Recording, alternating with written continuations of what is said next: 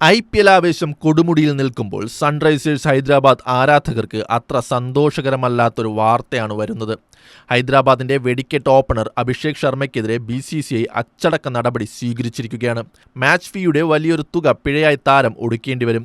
എന്താണ് യഥാർത്ഥത്തിൽ സംഭവിച്ചത്?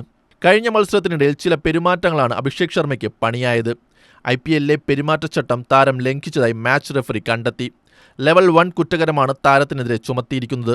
സാധാരണയായി അമ്പയറുടെ തീരുമാനത്തോടുള്ള വിയോജിപ്പ് പ്രകടിപ്പിക്കുകയോ ഗ്രൗണ്ടിൽ മോശം പെരുമാറ്റം കാഴ്ചവെക്കുകയോ ചെയ്യുമ്പോഴാണ് ഇത്തരം നടപടികൾ ഉണ്ടാകാറുള്ളത്. ഈ മത്സരത്തിൽ ഒരു ഔട്ടിന് പിന്നാലെ അമ്പയറോട് തർക്കിച്ചതും ദേഷ്യം പ്രകടിപ്പിച്ചതുമാണ് ശിക്ഷയിലേക്ക് നയിച്ചത്. മാച്ച് ഫീയുടെ 25% താരത്തിന് പിഴയായി വിധിച്ചിരിക്കുന്നത്. ഈ സീസണിൽ സൺറൈസേഴ്സ് ഹൈദരാബാദിനായി മിന്നും ഫോമിലാണ് അഭിഷേക് ശർമ്മ കളിക്കുന്നത്. ട്രാവിസ് ഹെഡുമായി ചേർന്ന് പവർ പ്ലേയിൽ താരം നടത്തുന്ന ബാറ്റിംഗ് വെടിക്കെട്ട് ഏത് ടീമിനെയും ഭയപ്പെടുത്തുന്നതാണ്. എന്നാൽ ഇത്തരം അച്ചടക്ക നടപടികൾ താരത്തിന്റെ ഏകാഗ്രതയെ ബാധിക്കുമോ എന്ന ആശങ്ക ആരാധകർക്കുണ്ട്. അച്ചടക്ക ലംഘനം ആവർത്തിച്ചാൽ പിഴയിൽ ഒതുങ്ങില്ല കാര്യങ്ങൾ. അടുത്ത ഘട്ടത്തിൽ വിലക്ക് വരെ നേരിടേണ്ടി വന്നേക്കാം.